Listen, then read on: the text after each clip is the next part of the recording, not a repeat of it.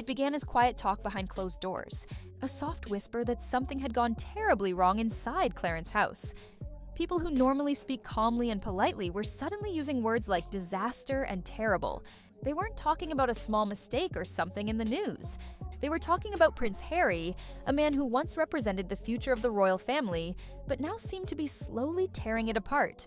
What was meant to be a careful step toward making peace with King Charles has turned into a public drama full of accusations, suspicion, and a palace that's run out of patience. It's not often that someone close to the king, with his permission, comes out and speaks to the press so directly it might as well have been shouted from a balcony. But that's exactly what is happening now. The royal family, which usually stays quiet in times of trouble, is now trying to control the damage. And it's Harry's words that have caused the problem. For months, the meeting at Clarence's house was seen as a small but hopeful moment. A father and son slowly finding their way back into each other's lives. Harry was lucky to get that meeting with the king. People close to the palace say he was lucky because, after years of writing books, doing interviews, and Netflix shows where he shared every complaint possible, he was still invited in for tea and given a chance to fix things. But instead of quietly saying thank you, Harry made strange claims, talking about dark forces, whispers of people trying to ruin him, and secret plots inside the palace. For Charles, already struggling with being king, his health, and a nation counting on him, it was like trying to hold water in his hands while Harry kept poking holes in his fingers. The problem isn't just what Harry said, but how often it happens.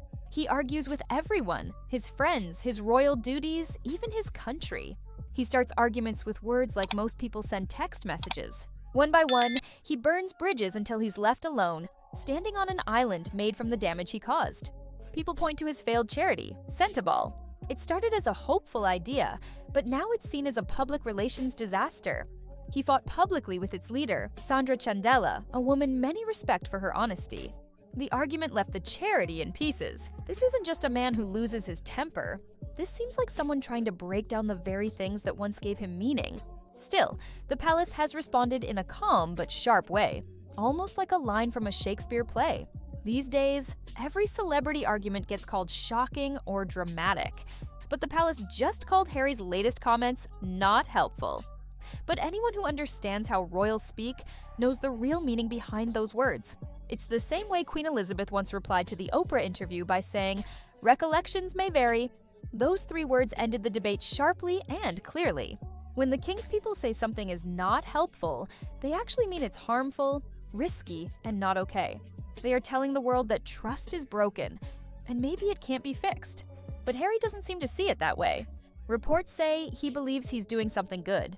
He sees himself as coming to England like a hero, ready to help out while William and Catherine deal with their own problems. But that story only makes people more upset. And to the palace, it's like Dracula offering to work at a blood bank. A man who called his family racist and sold his complaints to the media now says he wants to help. It feels incredibly bold. And in Montecito, where he says he's finally happy and free, his denial of the truth feels louder than anything else. If he's really that happy, why does he keep telling people?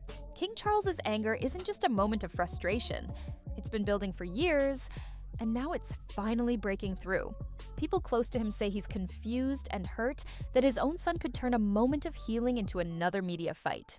The king, already carrying the burden of his illness, his responsibilities, and the hopes of the Commonwealth, now has to go through the pain of correcting his son in public. People who know the palace say it was Charles himself who told his team to speak publicly. That move is extremely rare. Royals almost never get involved like this unless they feel they have no other choice. So, for Charles to allow these statements shows just how serious things have become. This isn't just a small misunderstanding. It's about stopping false stories that the palace is trying to bring Harry down. That idea is so wild it even surprised people who have worked with the royals for years. What worries them most is the way Harry keeps talking about secret enemies. Saying dark forces are working against him has made many people wonder what's really going on in his mind. Friends who used to party with him now whisper that his past use of marijuana and other drugs may have left some effects. Some quietly suggest that his paranoia might be a result of that past, although most won't say it in public. Still, it's hard not to notice the pattern. In his book Spare, he admits to using drugs heavily, even though there are still questions about what he said on his US visa application. By writing about it afterward, he caused legal problems and made people question his honesty, something that follows him everywhere now. So, when he talks about secret plots and enemies trying to hurt him, critics go back to his drug use and wonder if it affected his thinking. That concern mixes with something deeper: the growing belief that Harry isn't doing well mentally.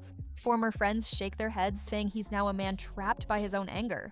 He gets upset, pulls away, and then gets upset again, each time pushing away more people who once supported him. Even charities that once welcomed him have felt the pain. Centiball, a project meant to show his kindness, became a symbol of drama after he fought with its respected leader, Sandra Chandela. The charity is now a shadow of what it once was. It shows how quickly Harry's actions can turn good things into a mess. This isn't the story of a bad week.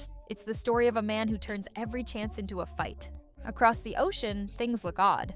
In Montecito, Harry and Meghan's media projects show pictures of joy, chickens, gardens, and smiles.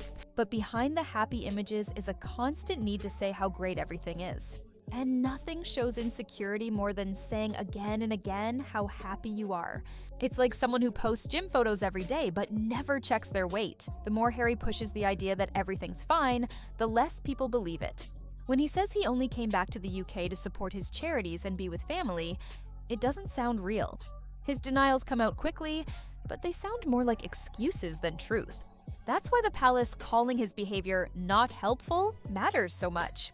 It's not just polite talk, it's a message. You've caused this yourself. Harry's team says he doesn't want to return to royal duties, that he's happy in California. But the feeling underneath tells a different story. By claiming the palace is working against him, he is asking people to care and trying to make himself look innocent. It's a message the public is tired of hearing, and one his father is no longer willing to accept. The situation is now set for a bigger break. The man who was once known as the Spare now seems to have run out of chances. Inside Buckingham Palace, the feeling is one of deep frustration. Royal staff, who are trained to stay calm, now call Harry a constant problem, someone who can't be trusted, even with a small peace offering. The Clarence House meeting that could have been remembered as a special moment between father and son is now seen as a mistake. People close to the palace say Charles regrets ever allowing it, worried that everything they do or say will end up in the media. In a royal family that depends on keeping things private, Harry has become the loudspeaker that never turns off, and a king can't live with that. William, on the other hand, is said to feel quietly proven right. For years, he warned that Harry's actions would lead to trouble. He saw the signs before anyone else. The quick decisions, the need for approval, and the way Harry couldn't stay quiet. People close to William say he isn't happy about it, but there's a feeling of relief that his warnings came true. He knows Charles has always loved Harry, but now that love has come at a very high cost. William is focused on his wife's health, his children, and preparing for his future role as king. Watching Harry make mistake after mistake only makes William more sure that the royal family can't change just to fit one person's problems. The public keeps switching between feeling sorry for Harry and feeling annoyed. Some people look at Harry and see someone full of fear, maybe even hurt by his past choices.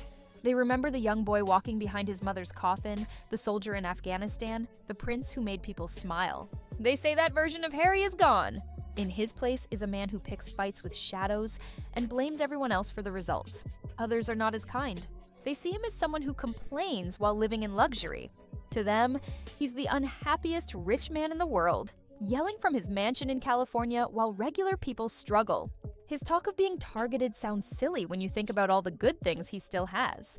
It hasn't helped that every message from his team sounds like it came from a lawyer, full of stiff, careful words.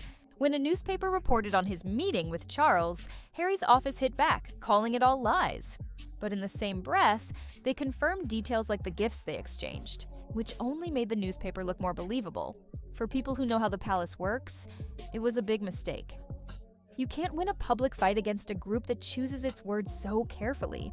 When the palace says something is not helpful, it's not by accident. It's a sharp message dressed up in calm words. But Harry doesn't seem to understand that kind of quiet warning. Instead, he replies loudly, which only draws more attention to his mistakes. The bigger picture is clear. There's no chance Harry will return to public royal duties. There won't be any halfway roll.